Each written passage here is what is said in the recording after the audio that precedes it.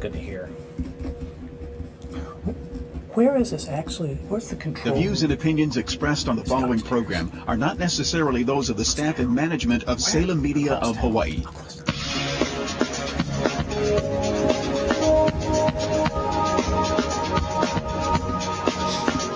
Thank you for tuning in to Think Tech Friday, raising public awareness about technology, energy, globalism, and diversification. I'm your host, Attila Seress. Joining us today is John Scott. John Scott is the department chair for Remington College here in downtown Honolulu. Thank you for joining us on this show today. Attila, it's actually my pleasure. And this is the first time that I've had a chance to actually be down here, or up in the Eagle's Nest, I guess, or however you say it. But I'm on the road. I'm on the road, and I hear you just about every Friday. I hear Jay and you guys talking. Thank you. And I think that you probably dominate in terms of sensible talk at 4 o'clock in the afternoon for people that are driving along. And I suspect there's a lot of people right out there now saying, hey, listen to brother. He knows. He's been sitting in my seat.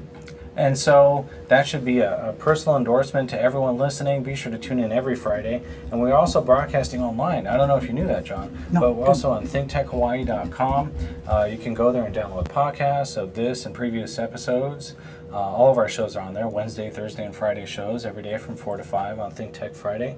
And we are also being streamed live on ustream.tv. So people can actually tune in right now and watch our conversation and me waving to the camera and all that good stuff. So it's a really exciting way to communicate better with our listeners. So they're looking at us right now? They may be, that's correct. Or if not now, then maybe later on, if they happen to miss the show.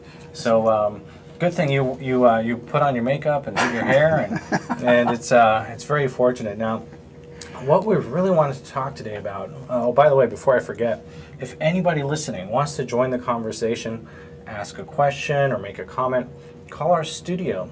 296-5467 is the number. That's 296-5467. And if you want to join us in our downtown studio, just call Jay Fidel. He's our founder. You can call him at that same number or email him, jay@fidel.com. That's Fidell. I wanted to talk a little bit about something that's happening at Remington College. Now, I know your background is in all kinds of stuff. You went to Manoa and you graduated from the Manoa School of Business in finance in particular.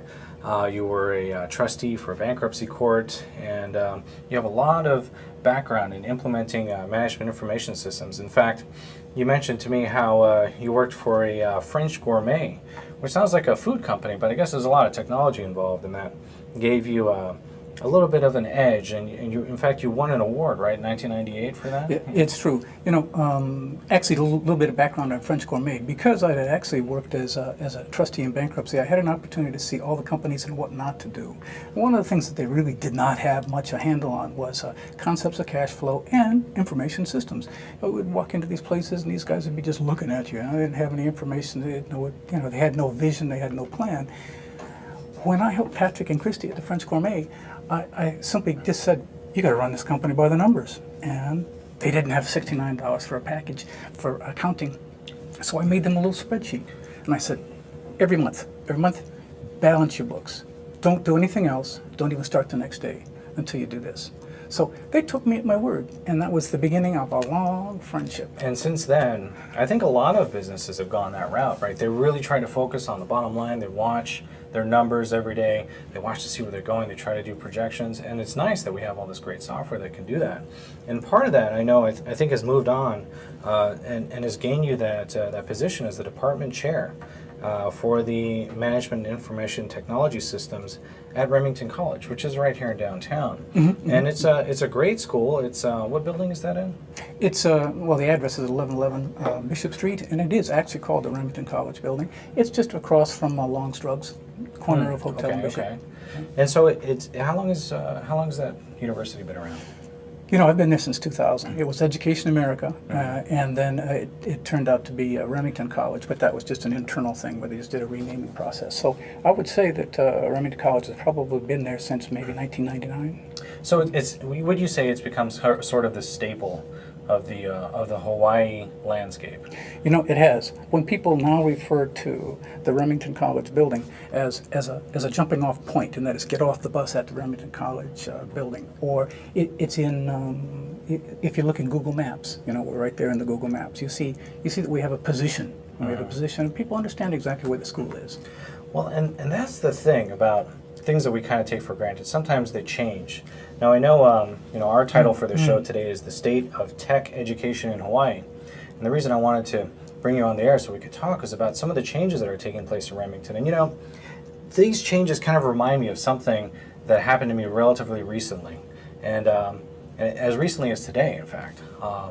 I went out and I had lunch today, and I had my favorite, which is katsu chicken. Katsu chicken and rice. Oh, it's so good.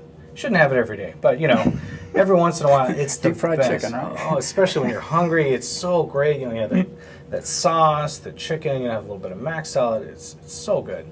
But you know, when you want katsu chicken, if you're not in Hawaii, what do? It's kind of hard to find, isn't it? It's more difficult. So you kind of take it for granted that you know your favorite dish is going to always be there for you. There's going to be an L&L around the corner, or a Locomoco, or whatever. There's always someplace there, but it goes away so quickly, and you don't realize it until once it's gone. And that's what's happening at Remington, right? Are we losing something? We're talking about my program now, We're brother? talking about your program. Well, okay. You know, we in the networking, the computer networking technology program has wound down, and I taught out the last class in January of this year. Sad to say, the program itself was a great idea. It was very, very broad in scope, and that is, for career colleges, you look at students, you look at lifelong learners, and you look at professionals, and you try to come up with a program that's going to hit everybody. Well, I got to say that this particular program was pretty broad. And this was a technology program. Oh yeah, it was computer networking administration program, but we were basically an IT shop. IT, well, and there's lots of, everyone's got a computer network. Why is the education for that now going away?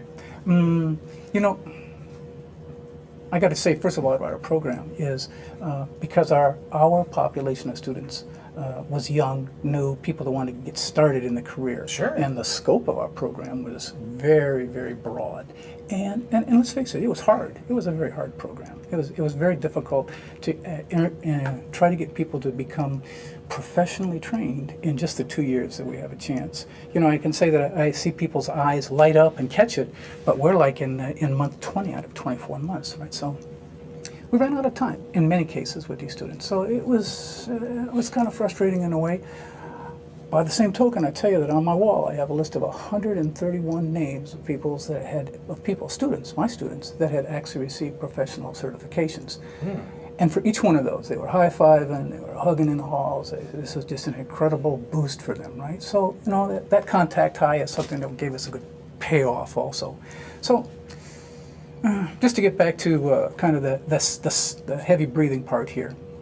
The program wound down simply because we were too broad for our particular student population. That's the bottom line. That's what happened. Now, are you the only vocational school that's offering such a program in Hawaii? Oh no, there are a variety of different other schools that offer IT type programs, and like us at Remington, we're going through this change of trying to offer good academic training and as well, I said training, academic education and as well training, so that when they pop out at the other side, they've got a skill. Now, skills are something you get with training. You don't get skills out of education. What you can get out of education is maybe a bachelor's degree, right?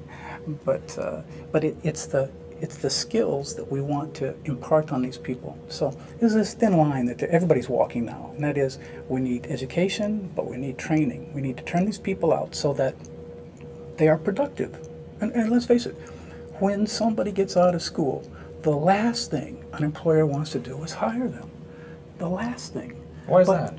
Well, they know that a new person coming in is going to cost them. It's going to take somebody out of the loop while they train him, bring him up to bring them up to speed. New person coming in may have baggage. They may not fit. They may not even work in well with the other people that are existing in the environment. So all that the employer is doing is just holding on and just hoping that they're going to feel better with this person than without the person. So they bring them in, and the thing that we wanted to have our students walk in with was a little toolkit, a little pop-open toolkit of skills. And that's kind of the focus. That's exactly what the rest of our programs are doing at Remington. Providing those entry-level skills so that the pain isn't so great when you bring somebody on. Well, so what has been a successful program at Remington? Our clinical medical assisting program is incredibly good. Of course, the field is ever expanding. We have a shortage of nurses, we have a shortage of doctors, we have people that are frankly getting older and older, and in a population that possibly, I don't see it myself, but could possibly need more health care at various different stages in their life. We have people that come to our program. When they pop out at the other side of our program in 2 years, they're in the clinics, they're on the wards, they're in the doctor's offices.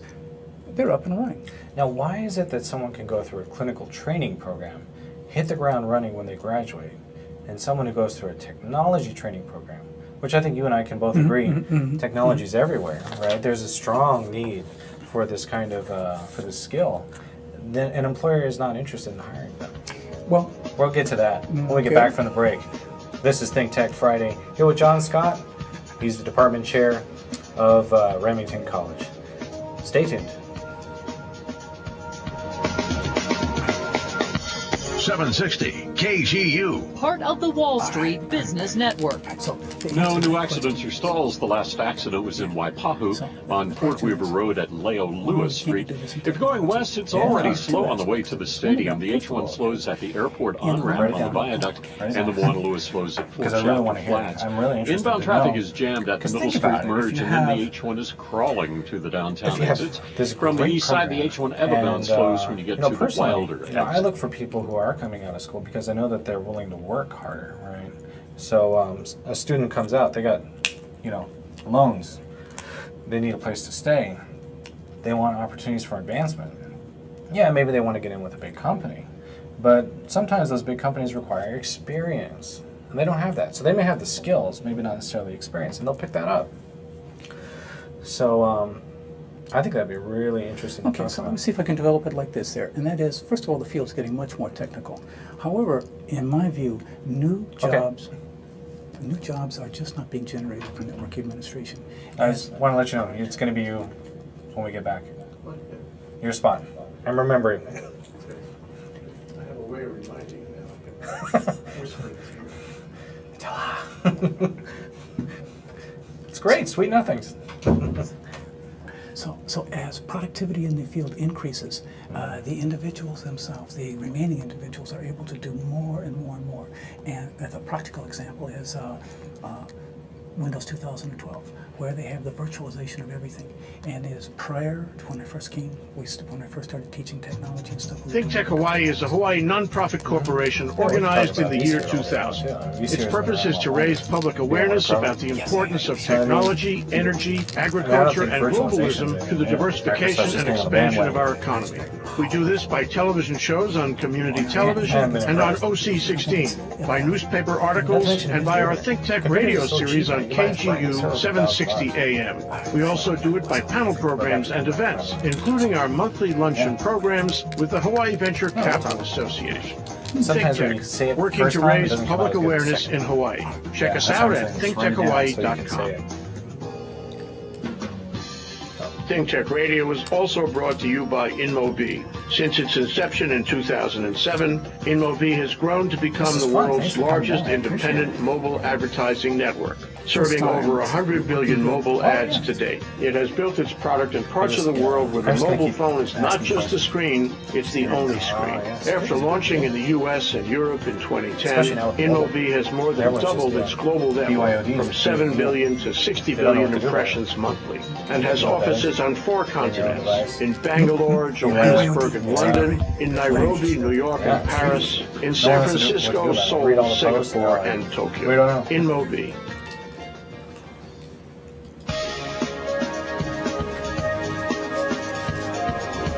We're back. We're live and you're listening to Think Tech Friday. I'm your host, Attila Seress, here with John Scott, Department Chair of Remington College. But before we get back to the conversation, we have an announcement from our founder, Jay Fidel. Jay, take it away. Hey, Attila. I always have announcements for you. And thank you for the time, but I would like to talk about our OC16 program this week because it bears directly on John Scott's comments tonight on the show. It's called, this is the program on OC16, How the iPod Has Changed Education at Mid-Pacific Institute in Manoa. It's on OC16 TV, starting for its premiere at 10:30 p.m. on Sunday, and then 6 more times during the week. If you want to see the times, check out OC16.tv or ThinkTechHawaii.com. It features a walk around MidPac, a look at the Weinberg Tech Center there, a conversation with Bob McIntosh, who's the Director of Technology for MidPac, another conversation with a very articulate teacher by the name of Mark Hines. He's the Director of Exploratory. That's his title, Director of Exploratory. MidPac Exploratory, MPX is what they call it. Kevin Doyle is the Director of the Arts there. He's also involved in the iPad program. And Kim Rowley, who is a physics teacher who uses iPads in her class. They all do. Every kid has an iPad at MidPac, and the kids teach the teachers. It's a new paradigm, the new kind of education. You're going to enjoy seeing this. And John, I hope you take a look at it, 10:30 p.m. this Sunday. I'm on it. Okay. Thank you, John. Thank you, Attila. Back to you. All right, thank you, Jay. And, that's just that kind of information alone, John, should make you feel real safe about your Apple stock, right? You know it's not going anywhere when the kids are using it. No, it's true. It's true. It's not going anywhere. When we were last talking, when we last left the conversation, we were talking about the kind of changes that are happening in Remington and why vocational training in technology is not working out. And where we last left the conversation, we were talking about how there's another program that you have that is very successful, where people are getting out of the school, they're getting work right away, and the technology program is not. What was that program? Why don't you tell us a little bit about the differences between that kind of industry and the technology one? You know, I would actually say that probably our technology program had evolved so quickly, and that its technology is evolving so quickly, that over the time that I've been out at Remington, which would be, let's say, 13 years, with my friends, Sure. we started with Server 2000, we went 2003, 2000, 2008, 2012. Okay. Yeah, that was before the cloud, pre-cloud computing. Exactly right. I certainly remember my first presentation on Active Directory. I said, oh my goodness! I even had to go to Novell to learn about the Novell directory services, so I knew something about Active Directory. My point is this about that: we have our technology has changed so rapidly in the 10 or 13 years that we were always trying to be right there, right in the middle of the stream of the technology. But technology continued to change. But I think other schools are doing this. They're able to train their students, and I'm guessing something about the industry has changed. Yes. Now, what's happened with this other program? What was the program that was successful? You said you had a fantastic... Well, actually, we have the International Business Program, as well as our criminal justice. The medical one. But the clinical medical, is, particularly, employment is the issue. And that is, at Remington, if you're not placing your guys, if they're not getting to work right away, right here, that's kind of a litmus test for us. So they get most excellent, and you know they're still around. You know that they're getting good employment numbers. So they're doing the right thing. They're meeting the community's needs. Let's just get back to the computer networking technology program. We were there, but actually the community needs right now, if you ask me, are strictly in security. Security is the wide open issue. And our program was more along networking technology and network administration. And that is actually how to manage a company from the Active Directory standpoint. So we see that the technology changing and changing and changing. And in the clinical medical, the need remains the same. Right? The needs are the healthcare needs, right? The business needs in our international business program. Criminal justice. We definitely have people that are definitely hireable right out of our program to get into the CJ career field. And so, really, the change has been the world around us. It's not been the training. So I mean, I agree. You can learn Server 2012 all day long. You're not going to find many Server 2012 clients out in the real world. It's true. I don't take any issue with that. That's for sure. And so training someone on it is kind of seems obscure. Like you're learning something that's out of date. In fact, I remember Cisco now changed their business model in the same way. And Microsoft, I know there's no more MCSE program. They called it something else, and they've changed it. I know there's hosted Active Directory now that Microsoft Office 365 does. So these, it's kind of like the cloud and outsourcing is kind of chipped away at these jobs that your students could have had. You know, Attila, that is a good point, and that is the cloud, and that is everything is available to you just with an RJ45 plug right into the wall. Or Wi-Fi. Or Wi-Fi, exactly right. We all have tablets, come on. It's true, although I was rewiring one of my classrooms even last night for gigabit, because one of our medical applications requires gigabit. I said, my goodness, I remember when these people didn't require that.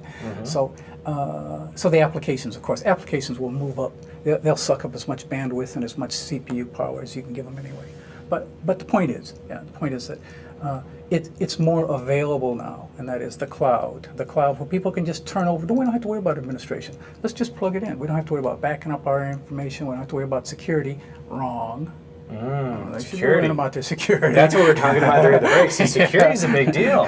Yeah, exactly. If I lose my smartphone, heaven forbid, you know, people can start sending out emails as me. And in fact, I remember reading about how some of these, once the geolocation information services came out from Apple and Google, several big companies removed devices from their staff.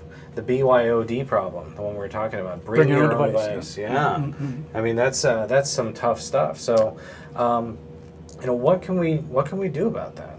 Well, we got to go with it. Okay, BYOD, right? So people are going to show up with their own devices, their own ways of hooking into the network and with their own realities. We see our students as being, we call them the millennials. You know, the millennials, they're all plugged in, they're all wired in anyway. Wherever you see them, you know, they got their tablet, or they've got their iPad or their iTouch, whatever it is, and they're already someplace else. They're already working, right? And so our issues here were how do we get into these people's thought process, because we've already lost them. They're already out there someplace, right? And that's the deal. So from an educational standpoint, we want to be able to come in through that path. We want to be able to come in through the way that these young people are being engaged by the network. And that brings us to Jay's show, how the iPad has changed education, because now the students now become the teachers. They're the ones with the... I noticed that Jay was saying that Mark Hines has a program called MPX.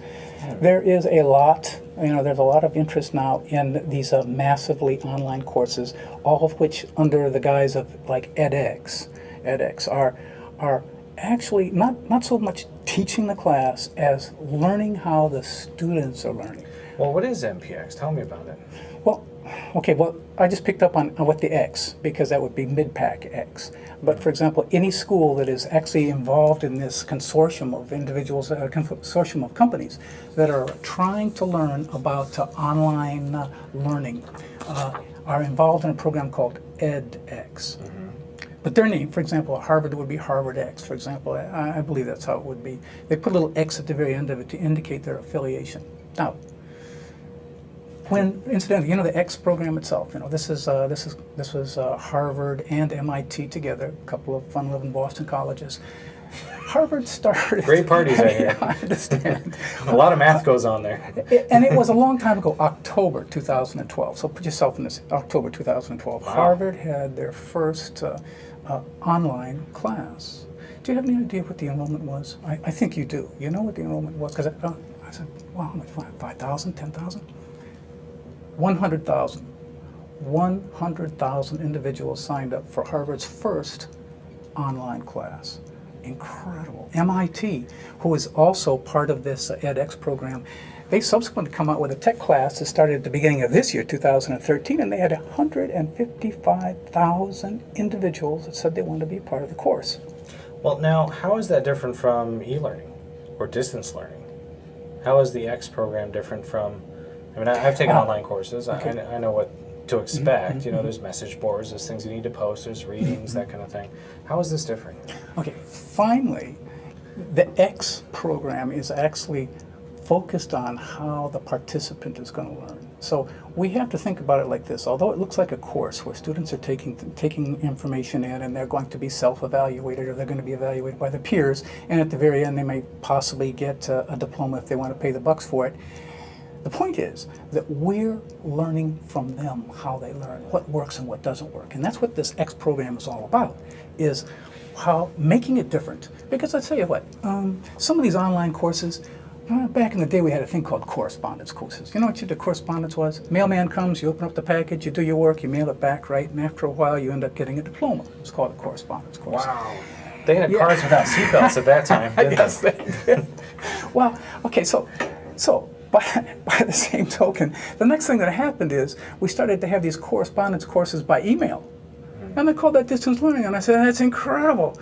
That's not training. I don't know what that is, but it was kind of the functional equivalent of trying to explain, if you pardon this analogy here, trying to explain women's mud wrestling to a professional wrestler.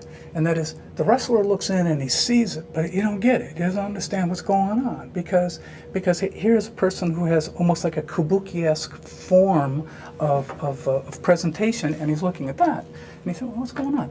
I felt the same way, exactly the same way, when I started to see these correspondence classes that were done by email. I said, that is not it at all. I don't know what that is. I got to say, I had a great experience there with Argosy University a couple summers ago when they wanted me to teach a course where the students were down in Guam.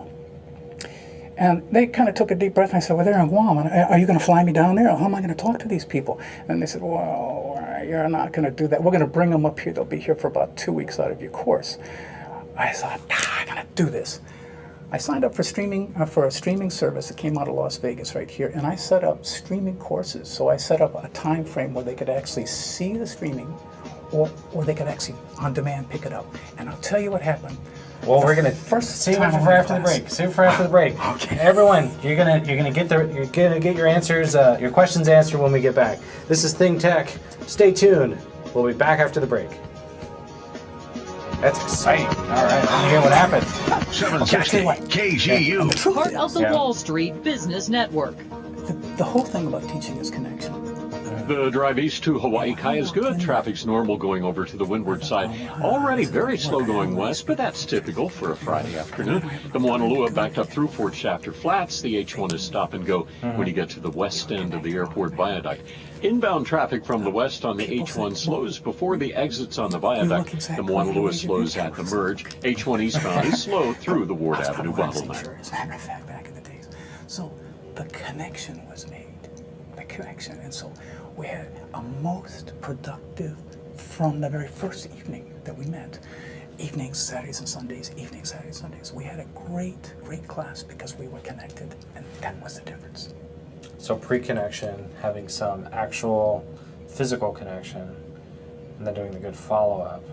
Just kind of sandwiching that physical presence. And that is, make sure you have your connection. You have a very limited amount of time, but the function of the teacher is to lead and teach. You have to have that. They have to have it. They got to have my class. They got to have my class, right?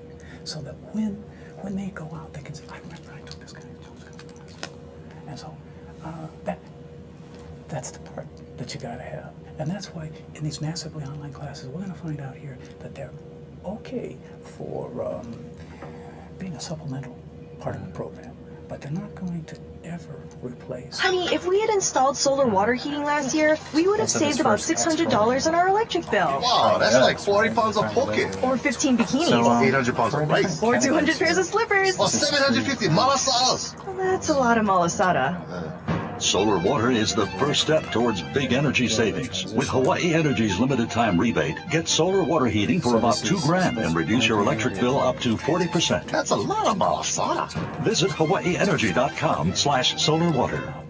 With the Kahiava Wind Farm on Maui and the Kahuku and Kawailoa Wind Farms on Oahu, First Wind is pleased to create clean, local sources of energy powered by Hawaii's trade winds. Understanding our unique environment and host culture, First Wind develops projects that support local communities and provide net benefits to native wildlife, embracing the concept of caring from Mauka to Makai. Hu Kamakani, may the wind blow towards a sustainable future for Hawaii's people. For more information, visit firstwind.com. We'll see about what the difference in philosophy is.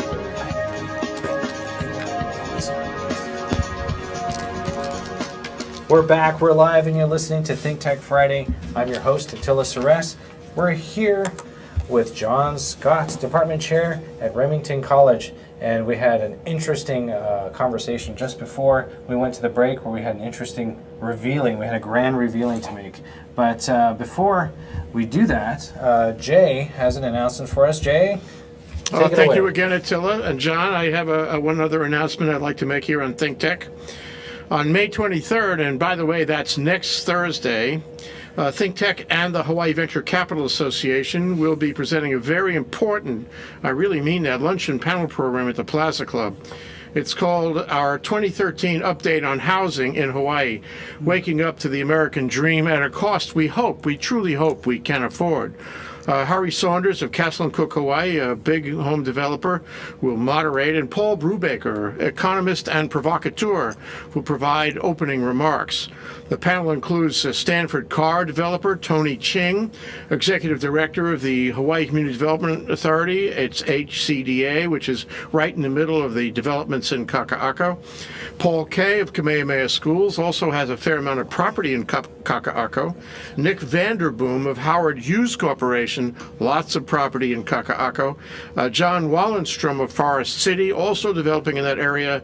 And John White of Pacific Resource Partners, a labor union organization directly involved in all these developments. So these panelists are principals in the impending development of billions of dollars of housing in Hawaii. This is a hot topic. Check the newspaper almost every day. As housing goes, so goes the state. But housing is fraught with delays, permitting issues, activism, bureaucracy, high prices, high taxes. Development of homes isn't what it's used to be or what it's cracked up to be, and neither is home ownership. So like it or not, we're on the cusp in Hawaii of a housing transformation, especially in Honolulu. How will that work out? Will we like it? Big question. Find out on Thursday, May 23rd, next week. You want to come? Sign up soon. This is going to be a crowded one. Sign up at hvca.org. See you there, Attila. John? Thank you so much, Jay. You know, that housing situation reminds me of something that I heard on the radio just this morning. Evidently, the World Health Organization recommends that we now start eating bugs. So they're starting to become bug farmers. Well, good source of protein. Good source of protein, but when you start eating bugs that are raised in the city, now those are, you don't know what they've been eating. They haven't been down a rich forest eating leaves, right? They've been eating garbage. Yeah, God knows what else. But by the same token, when I was eating ants, it wasn't for sport. You know, I was hungry. You know, a little kid. Didn't you eat ants when you were a little kid? No. You know, no, I didn't eat ants, Play-Doh, glue, any of that stuff. But you mentioned here in your bio that you were born an early child, so maybe that has something to do with it. I was born at an early age. There you go. Born early. But back to our experiment, we were talking about this interesting experiment you had where you had, you took a course, you taught a course to students in Guam. They came, they learned from you, and then they went back. And tell me, what was the outcome of this whole experiment? I hope that they remembered John Scott. I hope that they remembered on information systems. This was a business course, right? An information systems course that was taught by a guy in Honolulu. That when he walked into the classroom for the very first time, there was already connection.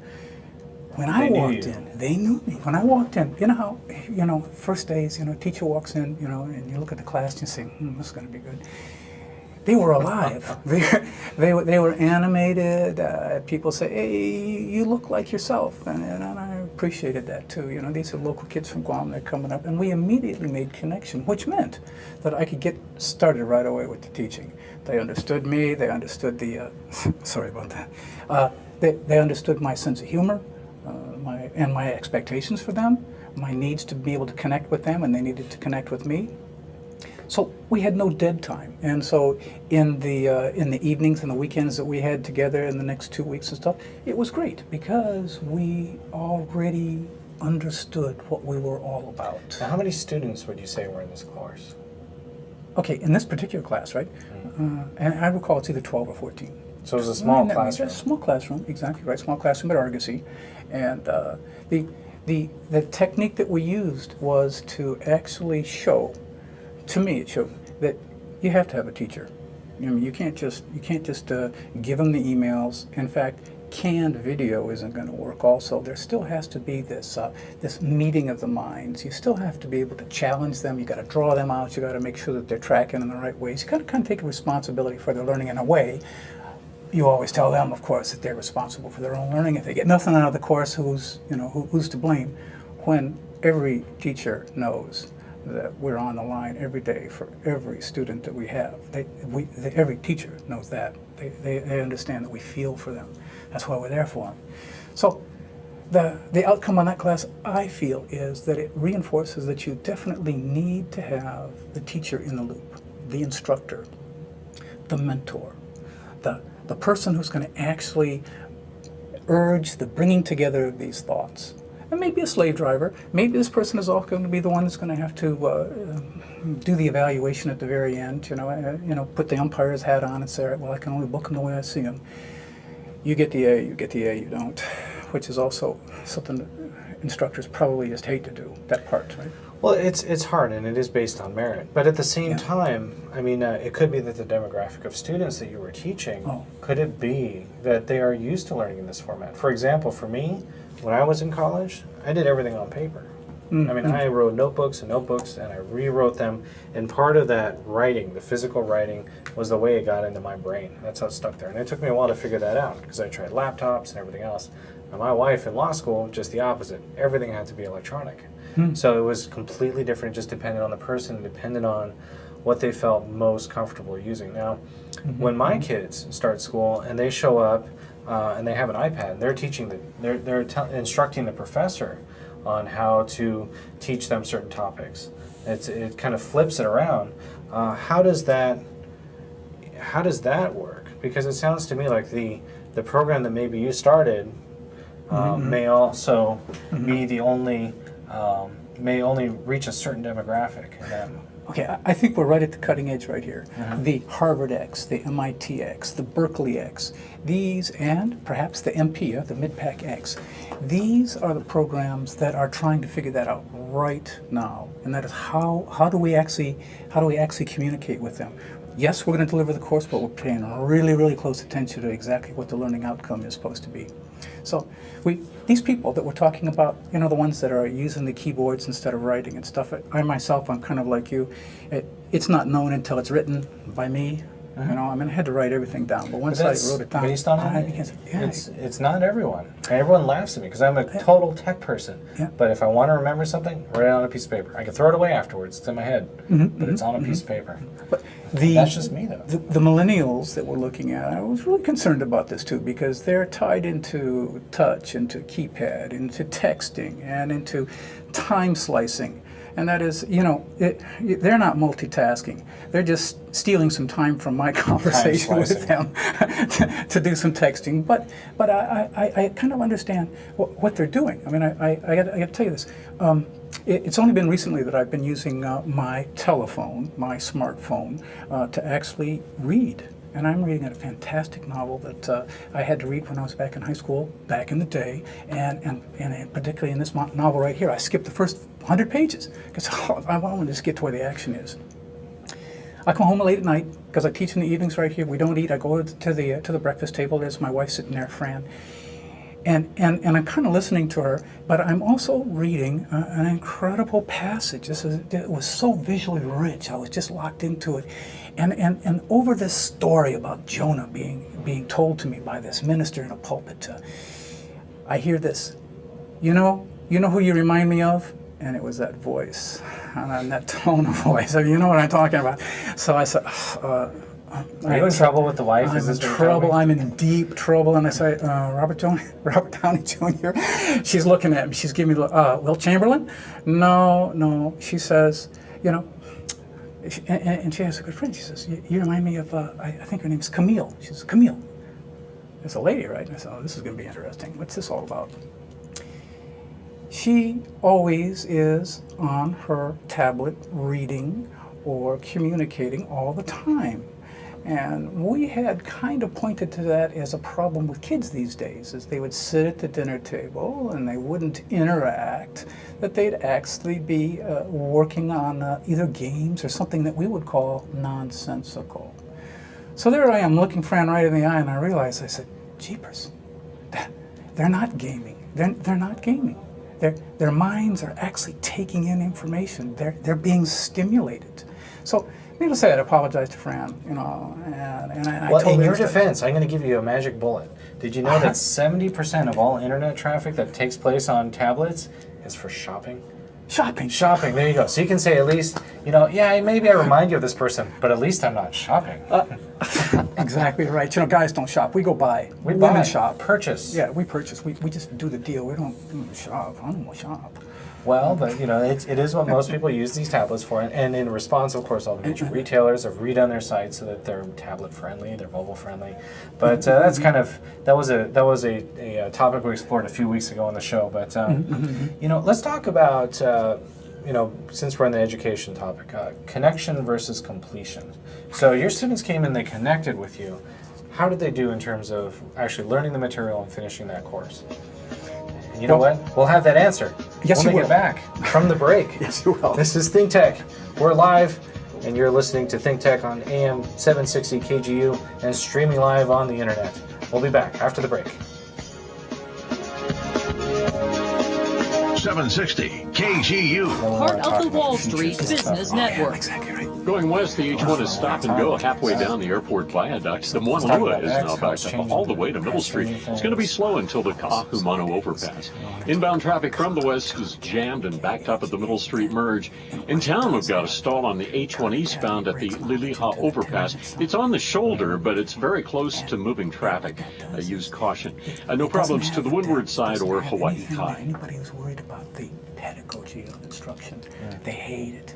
But what that is the other piece to the puzzle, and that is, it is that direct piece that you see, and the explanation is right there, and you have it.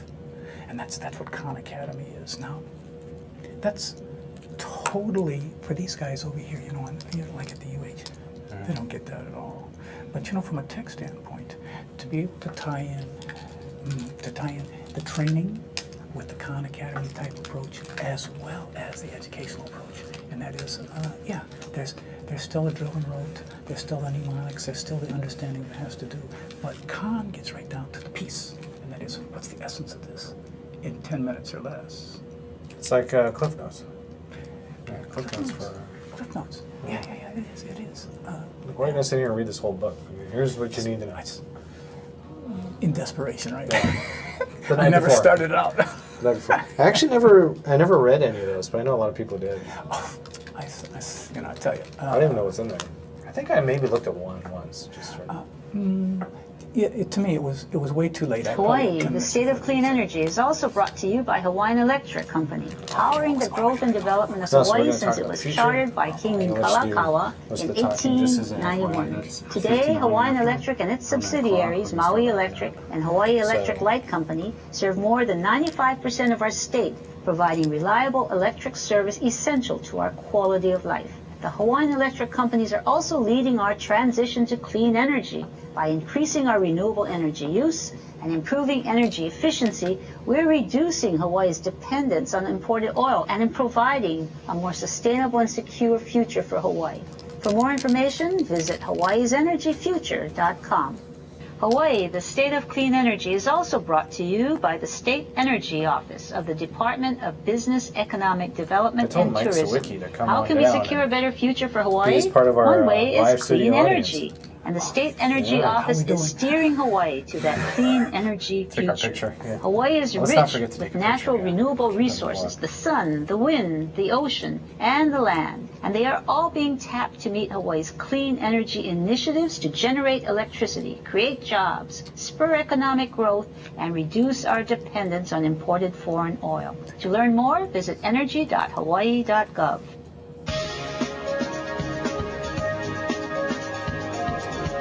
We're back. We're live, and you're listening to Think Tech Friday. I'm your host, Attila Seress. We're here with John Scott.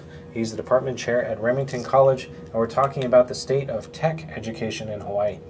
When we last left the conversation, we were talking about connection versus completion. And in this last segment of the show, this is such a huge topic. We're going to completely run out of time, but I wanted to talk a little bit about your completion ratios, where we're going as a society, particularly here in Hawaii, and what can we expect from these X-type courses, the ones that are being now taught at Harvard and at MIT. Okay, first there is a real high correlation between connecting with the student and the student's abilities to complete the program. The student has to have faith in you. You've got to be able to explain to them the relevance of, and I do this every day, the relevance of the lesson for the day, the course, the program, to this student and to everything around them. So if they don't get that relevance, because that's really what they're there for, if they don't get the relevance, they're going to get off track. Other things are going to come up, and heavens knows, our students particularly, there's a lot of distractions out there. So you make the connection, they understand exactly why you're there for them, and the completion rates then is what really, really does work. And I think that you'll find that when you want to compare, and Remington College is a not-for-profit educational institution, but if you want to compare the small schools that actually make the connections versus the larger institutions that are just mandated by the state to give out these courses and there is no connection, that we have like a dramatic, and I would say if it's not threefold, it's at least twofold, twice the completion rate. For us, I really don't know what the numbers are here for Remington, but I know they're incredibly high compared to a state institution. So it's for sure the connection. You need to make that connection here. That in itself is. So we want to make that connection, right? And you think that these X courses are the key, right? It's something different. Careful. The thing that we found out from the 100,000 students that clicked in and said they were very interested in the Harvard, the Harvard free class, is that maybe 5,700 completed. Yikes. 5%. 57%. No. 5,000 out of 100,000. So where's the connection, my friend? I see. There's no connection. 5%. And that's exactly why you have to understand here that they're learning, this X program is learning exactly how to get the information out, but they will also going to learn that connection is so important. So that was an epic fail. That was a huge failure. Well, I don't know, because if they're learning. 5,000 out of 100,000 complete. Well, yeah, but these guys that are worried about pedagogy when they should be worried about andragogy, or at least learning. At least these guys. These programs. Yes. I think I saw him on Star Trek. He was one of the aliens with the two little ears. Why don't you tell us what that means? Okay.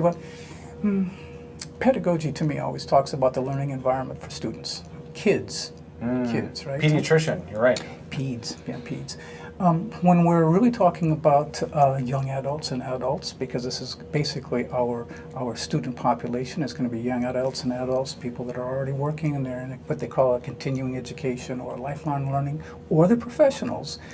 They're motivated by different things, and they learn differently. And of course, maturationally, we learn things differently too as we move on in time right here. So we need to kind of focus more on this movement, and that is, let's take a look and see what is happening now to these people as they move on, because productivity is the issue.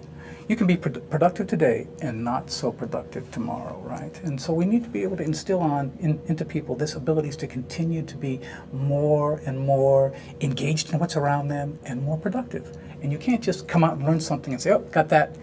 It's going to change, my friend. True, right? Things are always going to change. Well, I've always been under the impression that the point of a college education is to hone you on different skills that you can use to learn new topics throughout your life. And just because you get a degree in psychology doesn't necessarily mean you're going to become a psychologist, but it means that you can go out and pick up new information and be able to understand it, interpret it, and manipulate it later in your life. It doesn't matter what field you go into. That's been my philosophy on the education system. So, do you feel that maybe these X courses still give you that kind of power as you get older? Does it give you that kind of enthusiasm about life and understanding about the world around us that you wouldn't have otherwise? No, not at all. The courses, for example, the MIT course in artificial intelligence, I've been looking at that. I've always been interested in AI. I said, I want to just bang that course out and see what it's all about. The reason that course is there is so that MIT and the other participating universities can figure out exactly how they can teach a course at a distance. And that's the key. They don't know how to teach a course at a distance. And so they're going to learn from that. They're totally going to learn from that.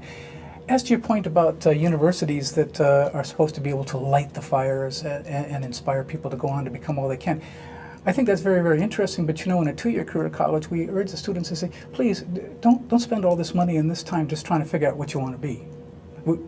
We are here in the following areas, and jump on, and the ride is going to be quick and fast. And if this is where you want to go, this is where we're going, and that's our approach. And I think most approaches of most 2-year schools, right? I think so. 2 years, desperately short amount of time. Yeah. I mean, we've been on the air a lot longer than that. I'll tell you that much. So ThinkTech has been on for a long time. Trying to get that the word out. Trying to raise public awareness. So, one of the other things we talked about over here was about these UH expenditures and the Khan University. Why don't you tell us about that? Okay. Khan Academy is something that came up on my screen probably about 2 or 3 years ago here. This is the future, you feel, for Hawaii? Yeah, it is. We have to look at this in this context. Khan Academy takes all knowledge and breaks it into 10-minute pieces. 10 minutes. Okay, so and basically it's in the areas of maybe sciences and mathematics, perhaps a little bit of physics, but still it's neural in learning, and that is you pick the pieces that you want to go to, and you're driven by yourself, and the Khan Academy page will keep track of your progress also. So in a way, you're driven by this. Now here is the issue here, and that is it's just 10-minute pieces. I mean, it's not the big picture. It's not a real learning environment as much as it is that piece of technology that you want to know about, that particular piece that you want to know about, that piece to the puzzle. Khan Academy, melded with other techniques that are going to pop up in our edX programs that we see, are probably the right pieces that are going to be dropping in here, but you're never going to get away from the idea, mark my words, okay, that you have to have a teacher. You need somebody to actually bring the relevance and put the information into context for the students so that the student says, great, this is so much better than the book. This is so much better than the video. I get it, John Scott. And when they say that, you say, that's good. This is a very good thing. So you think that it's that person-to-person interaction. It's the same reason why you and I are sitting here in the studio today versus doing this over the phone, or you sitting in your comfy chair at home. There's just something to be said about that person-to-person interaction that you get, and that's how you learn. Right? As human beings, we have for thousands of years. I think that process is a very social process. The learning process. It's very social. It relies a lot on communications. So much more is exchanged with timbre of voice, with gesture, with eye contact, with emotion and feeling, with dialogue that you simply just don't get when you get a little bit of a video right here and then, okay, go do the homework at the back of the chapter. It's true, and most YouTube videos are about 10 minutes or less in length also. 10 minutes, exactly right.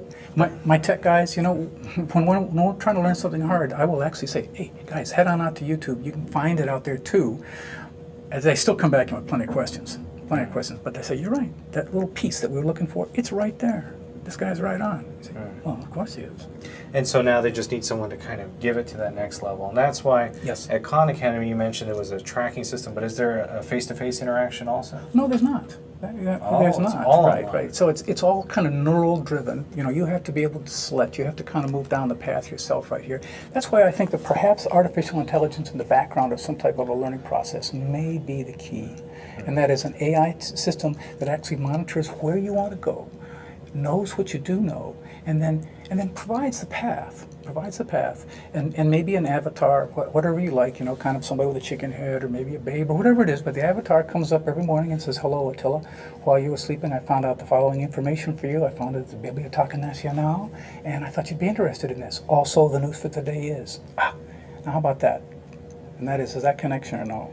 That's a good connection. Yeah. All we have to do is get ready to listen to sock puppets in the morning when we wake up. I bet you didn't know this new political theory. Here it is. And with that, we're going to end on sock puppets. Thank you so much, John, for coming by. Really appreciate it. It's been a privilege to have you on. Once again, John Scott, Remington College, and he's the department chair of the now soon-to-be retired Technology Training Division. So, and if any of you listening missed any part of this program, be sure to visit our website. You can download the podcast, this podcast, previous episodes that you may have missed, and the website is thinktechhawaii.com. And a quick shout out to all the homies over at Remington. You're the guys. Chico, man, my man, thanks for keeping my network up. And Mr. Lou, thank you for letting me get off this afternoon to be able to talk with you. All right. Thank you. Well, thank you, Jay Fidel, for keeping us on the air. Leah Rodriguez, whose passion makes Think Tech possible, and we'll be back next Friday. But remember to appreciate life, do good to others, and have a great weekend. Aloha. Yeah.